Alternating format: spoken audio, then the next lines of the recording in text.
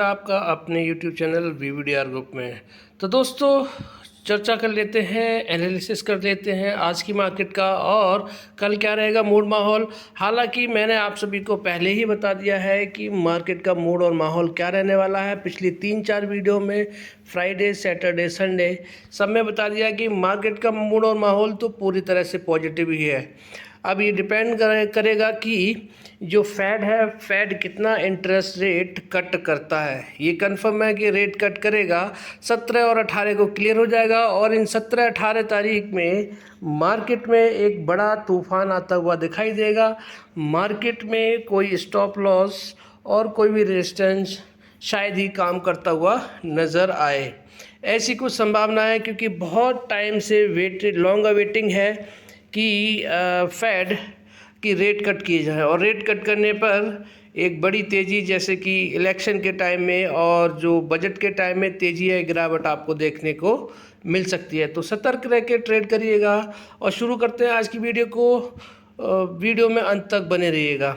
तो आप देख सकते हैं यहाँ पर कि आज भी पॉजिटिव क्लोजिंग दी है और मैंने गैप अप का बताया था आपको कि आज भी गैप अप होगा और आप देख सकते हैं यहाँ पर क्लियरली कि ज़्यादा बड़ी तो नहीं है लेकिन 27 पॉइंट की तेज़ी के साथ में आज निफ्टी ने 25,383 पर क्लोजिंग दी है।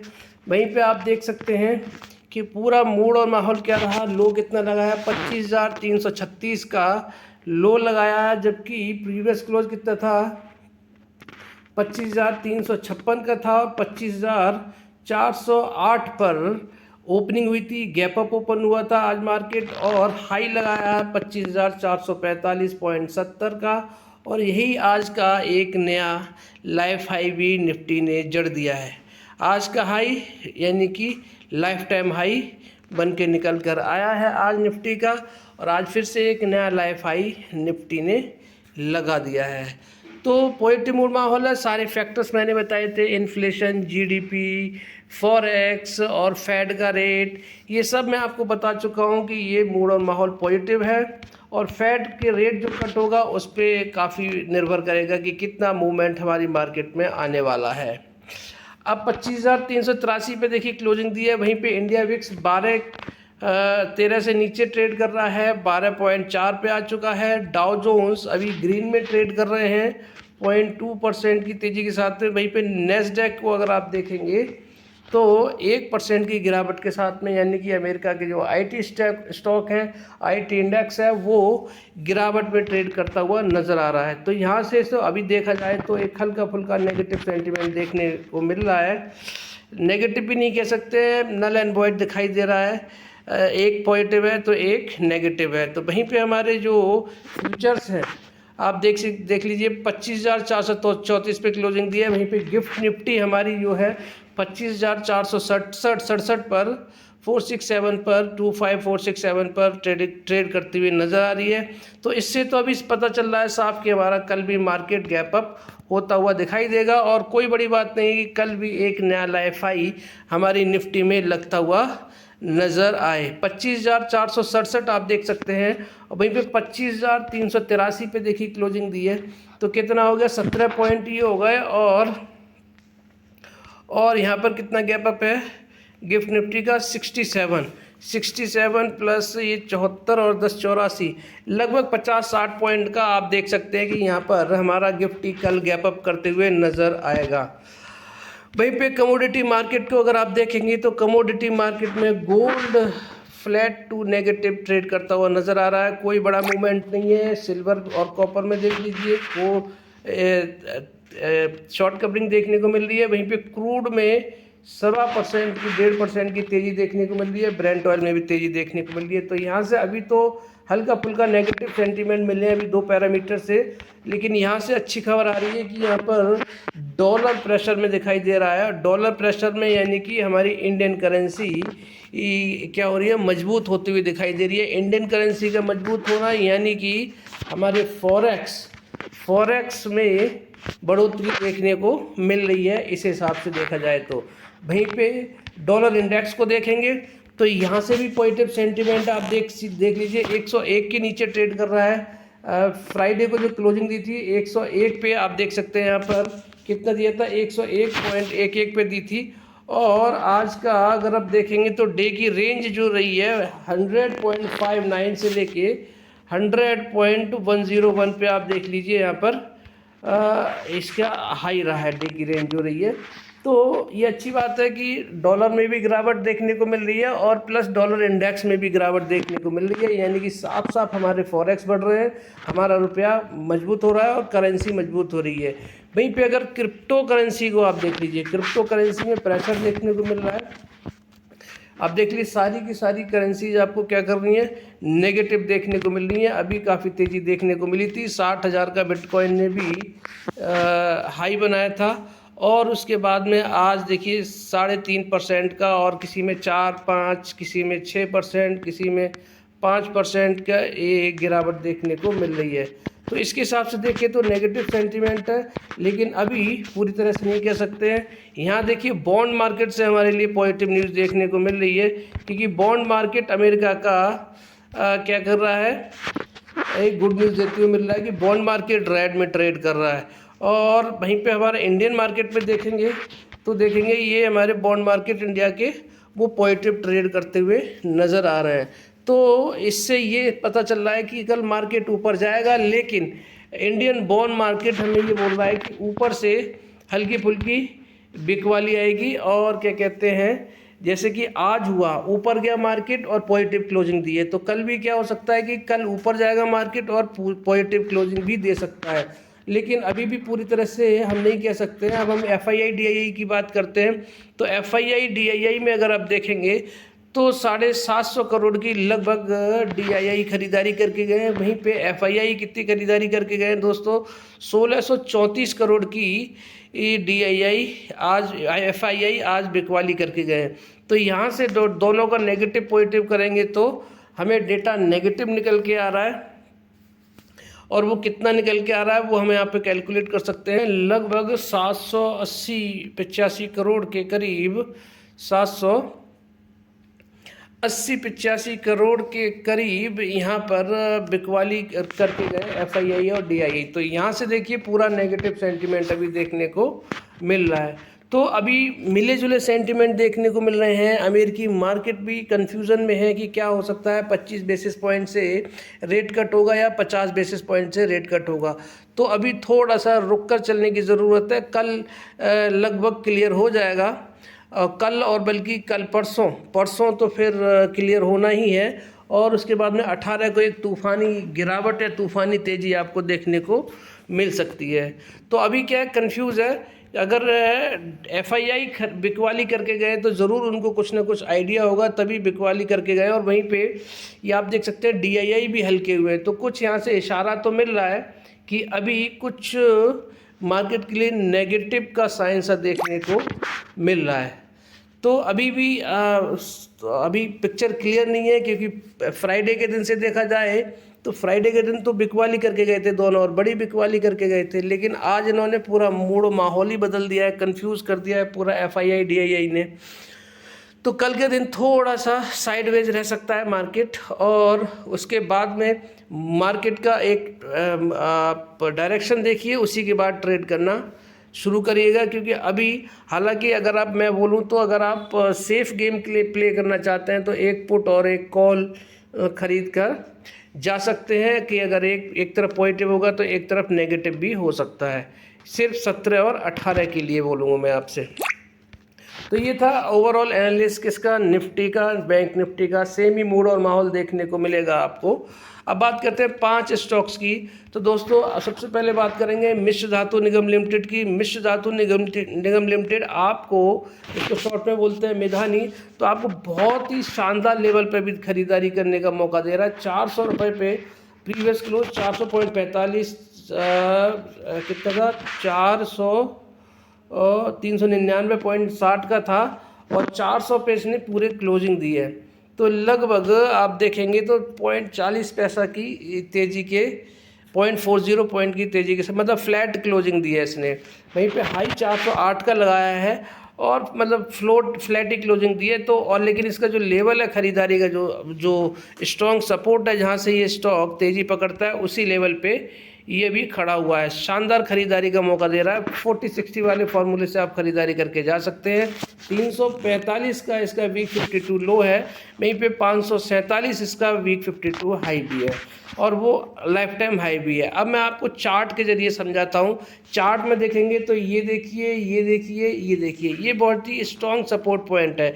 इसी लेवल के, इसी लाइन के 400 की लाइन है ये, 400 की लाइन के इर्द गिर्द ही घूमता हुआ नज़र आता है। और जब भी बड़े मूव आते हैं वो यहीं से दोस्तों, ये देखिए, ये वाले मूव यहाँ देखने को मिलते हैं। तो ये स्ट्रॉन्ग सपोर्ट है। वहीं पे अगर आप, मैंने एक इंडिकेटर और लगाया है इसमें, वो है आपका RSI का। ये तो आप देख सकते हैं किसका है, आप देख लीजिए, ये वाला जो लेवल, ये वाला इंडिकेटर है किसका, मूविंग एवरेज एक्सपोनेंशियल वाला। लेकिन ये जो RSI है, RSI भी देखिए आपको साफ साफ बोल रही है कि आप यहाँ खरीदारी करके जाइए। जब जब यहाँ पर आया, ये देखिए, तब तेज़ी आई है यहाँ पर, यानी कि ये जो इस लेवल पे अभी जो RSI पे ट्रेड कर रहा है, यहाँ से हमेशा तेज़ी ही देखने को मिल रही है। आप देखिए, यानी कि ये वाला ट्रेंड देखिए, फिर हल्का सा नीचे आने के बाद में तेज़ी आ सकती है। ये देखिए, यहाँ के बाद में फिर तेज़ी गई है, फिर यहाँ आया है, फिर तेज़ी हुई है। आपको फिर से एक बार समझाता हूँ। ये वाली लाइन देख लीजिए, इस वाली लाइन पे आने के बाद तेज़ी आती है, फिर यहीं आके टिकता है, फिर तेज़ी आती है, फिर यहीं आके टिकता है और फिर तेज़ी आती है। और देखिए फिर गिरावट आके, ये जो 2-3 लाइनें आपको दिखाई दे रही हैं, ये इसके नीचे जो दिखाई दे रही है, ये 340 पे गया है, 350 के आसपास की ये लाइन है। यहाँ पर हल्का सा नीचे गया और उसके बाद तुरंत बिकवाली, तुरंत खरीदारी, इसमें बाइंग आ गई है। तो आप देख सकते हैं 25 यानी कि 30 के आसपास इसका आप देख सकते हैं कि RSI देखने को, 40 के आसपास ये RSI इसका देखने को मिल रहा है। तो ख़रीदारी का ये सही टाइम है। और अगर ये 25-30 के आसपास कहीं आ जाए तो आप आंख बंद करके ख़रीदारी करके जाइए, एक बड़े प्रॉफिट आपको देखने को मिलेंगे। आप देख लीजिए, यहाँ से बड़ी तेज़ी पकड़ी थी, ये देखिए, यहाँ से ही इसने बड़ी तेज़ी पकड़ी है, ये बड़ा यहाँ से मूव देखने को मिला है। तो शानदार लेवल पर भी खड़ा हुआ, खरीदारी के लिए बहुत सुनहरा मौका है इस स्टॉक में। बड़े रिटर्न के लिए 40-60 वाले फार्मूले से खरीदारी करके जा सकते हैं। बात करते हैं टाटा पावर की, दिग्गज शेयर पावर सेक्टर का, और आज भी इसने पॉजिटिव क्लोजिंग दी है 443 की। और वहीं पे देखेंगे तो हाई इसने आज ऊपर का लेवल थोड़ा बढ़ाने की कोशिश की है। कल 2 ट्रेडिंग सेशन से 449 तक जाता था, और लेकिन आज 450 के ऊपर जाने की कोशिश की है। लो इसने 440 का लगाया है, प्रीवियस क्लोज 441 का था, और ओपन 443.50 पे हुआ था। वहीं पे क्लोजिंग इसने 400 प्रीवियस क्लोज के ऊपर ही दी है, तो ये अच्छी बात है। वहीं पे अगर इसका लाइफ टाइम हाई देख लीजिए आप, कितना है, 471 है, आप देख लीजिए। तो अपने लाइफ टाइम हाई से ज़्यादा दूर नहीं है दोस्तों। कितना दूर है, 40 और 30 70, यानी कि 30 पॉइंट भी नहीं है, बल्कि 28 पॉइंट दूर है अपने लाइफ टाइम हाई से। चार्ट को देख लेते हैं, तो चार्ट में देखिए अभी वही कंसोलिडेशन है और ऊपर की लाइन को ही टच करने की कोशिश कर रहा है, जो रेजिस्टेंस वाली लाइन है, मैंने आपको बताई है 458 वाली लाइन के पास में जाने की कोशिश ये कर रहा है। तो आप देख सकते हैं यहाँ पर क्लियरली। तो जैसे ही इस वाली लाइन को ये ऊपर की तरफ कट करेगा, एक बड़ी तेज़ी आपको देखने को मिलेगी। हालांकि इसका RSI अब थोड़ा सा ज़्यादा हो चुका है, हालांकि कोई टेंशन वाली बात नहीं है। यहाँ से भी अभी कितना गैप है, 75 तक जाने तक इसमें पूरा गैप है, क्योंकि RSI जैसे ही 75 के ऊपर जाता है, ये देखिए फिर बिकवाली आ जाती है। ये देखिए, जब जब इसमें 75 के ऊपर गया है बिकवाली आई है। ये देखिए 75 के ऊपर जाने पे बिकवाली आई है। तो ये RSI साफ साफ आपको बता रही है कि 75 के ऊपर RSI जाए आप बिकवाली कर दीजिए, और ये 25 के आसपास जैसे ही RSI आए तो फिर आप ख़रीदारी करके जाइए। साफ इशारा करता है कि आपको एक नई टेक्नोलॉजी तो नहीं है, पुरानी ही है, लेकिन आप RSI के हिसाब से काम करेंगे, और अगर ऑप्शन को छोड़कर इक्विटी में ट्रेड करेंगे तो आप बड़े प्रॉफिट में आप कन्वर्ट कर सकते हैं अपने ट्रेड को। तो अभी भी ख़रीदारी का मौका है। ये टाटा पावर का ऐसा शेयर है, लॉन्ग टर्म में प्रॉफिट बना के देता है, और इसमें तो लॉन्ग टर्म का नज़रिया ही बना के रखिए चलिए, और एक बड़े आपको मल्टीबैगर रिटर्न बनाते हुए देखने को मिलेगा। इसका उदाहरण मैं दे देता हूँ। देखिए 230 पे इसका V52 लो है, वहीं पे 471 इसका हाई है।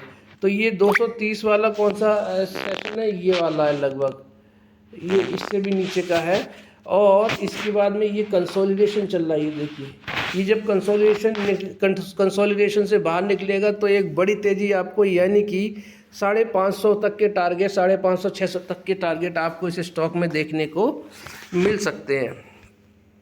वो मैं किस बेस पे बोल रहा हूँ, 471 का हाई लगाने के बाद में, कितना 471 का लाइफ टाइम हाई लगाने के बाद कहाँ आया दोस्तों, ये 408 है, 410 पे आया, यानी 60 पॉइंट नीचे आया है। तो जब 471 को तोड़ेगा तो 60 पॉइंट इसमें जोड़ लीजिए, कितना होता है, 7 6 13, मतलब 530 तो सीधा सीधा नज़र आ रहा है कि इसका टारगेट इतना होना ही चाहिए और यहाँ तक जाएगा। ये आप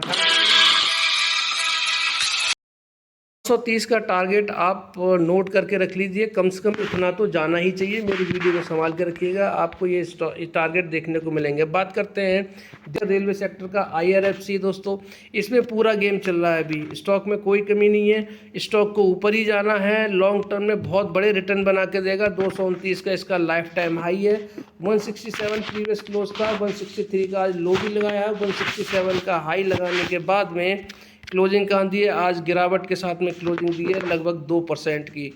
तो यहाँ पर लोगों को परेशान कर रहा है स्टॉक, लेकिन इसका नज़रिया पूरी तरह से बुलिश है। आपको एग्जांपल मैं यहाँ दिखा देता हूँ। जब इस स्टॉक ने कंसोलिडेशन किया है, जब इस स्टॉक ने कंसोलिडेशन किया है, एक बड़ी तेज़ी देखने को मिली है। 140 से 150 के बीच में कंसोलिडेशन किया था तो यहाँ पर आया था, और इसके बाद में फिर कंसोलिडेशन हुआ तो 170 से लेके 180 के बीच में कंसोलिडेशन हुआ था, तब कहाँ 229 का हाई लगाया था। अभी फिर से उसी लेवल पे आ चुका है, फिर कंसोलिडेशन जोन में चल रहा है। तो जब यहाँ से ही निकलेगा ऊपर की तरफ तो एक बड़ी तेज़ी आपको देखने को मिलेगी। 250 के अब आप लगा लीजिए कितना इसका टारगेट बन रहा है, मैं आपको बता देता हूँ। 229 से लेके अभी कहाँ आ चुका है, ये 229 से लेके अभी ये 229 से लेके 165 का मान लीजिए, 35 और 30 कितना हो गया, 65 हो गया। तो 229 में 65 आप जोड़ लीजिए, यानी कि 95, 295 या 290 का लगा लीजिए। 290 का टारगेट मुझे इस स्टॉक में देखने को मिल रहा है, यानी कि IRFC का जो टारगेट है 290 का मुझे साफ साफ नज़र आ रहा है। जब भी ये 229 को तोड़ेगा 290 के टारगेट आपको इस स्टॉक में देखने को पक्का मिलेंगे। वीडियो संभाल के रखिएगा। अब बात करते हैं वहीं पे, अगर आपको मैं दिखा दूं इसका चार्ट में, देखिए ये वाला, देखिए आपको ये दिखाता हूं मैं, RSI देखिए, RSI कहाँ है, RSI ऐसे लेवल पे जहाँ से तेज़ी आई है, ये देखिए यहाँ के बाद तेज़ी आई है, फिर यहाँ पे आ गया तेज़ी आई है। हालांकि ये कंसोलिडेशन वाला जोन चला है और उसके बाद में तेज़ी ही आई है, क्योंकि पूरे रेलवे सेक्टर को दोस्तों क्या करता है, ये फंड सप्लाई करता है। रेलवे को फंड की ज़रूरत पड़ेगी तो कौन देगा, IRFC देगा। तो इतना बड़ा शेयर है ये, तो अभी लोगों को परेशान कर रहा है। लोगों से बड़े बड़े प्लेयर्स हैं, गेम प्ले करते हैं, जैसे कि टाटा पावर में करते हैं, तो और उसमें से चाहते हैं कि जो रिटेल इन्वेस्टर्स है और रिटेल ट्रेडर है वो बाहर निकल जाए बेच के, फिर वो ख़रीदारी कर लें। तो बस यही चल रहा है। बाकी स्टॉक शानदार है, स्टॉक में पूरी तरह से बाइंग जोन में है, ख़रीदारी करके जाना चाहिए 40-60 वाले फार्मूले से। बात करते हैं चौथे स्टॉक की, RBL बैंक की। RBL बैंक दोस्तों आज भी देखिए फ्लैट क्लोजिंग नज़र आ रही है। प्रीवियस क्लोज कितना था, 214 का था, लो भी 214 का लगाया, 217 का हाई लगाया, ओपन हुआ था यहाँ पर 300 का इसका वीक 52 हाई है और 205 इसका वीक 52 लो भी है। तो आप देख सकते हैं यहाँ पर चार्ट क्या कह रहा है दोस्तों, चार्ट एकदम मिड में है।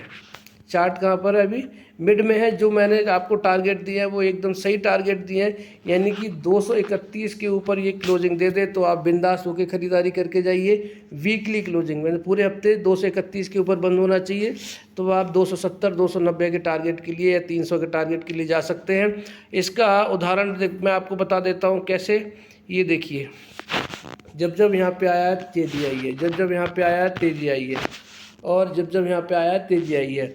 और दूसरा मैंने लेवल कौन सा बताया था, ये देखिए, ये वाली जो लाइन है ना, ये लाइन कहाँ पर है, 180 के आसपास है। ये वाली 180-190 के आसपास है।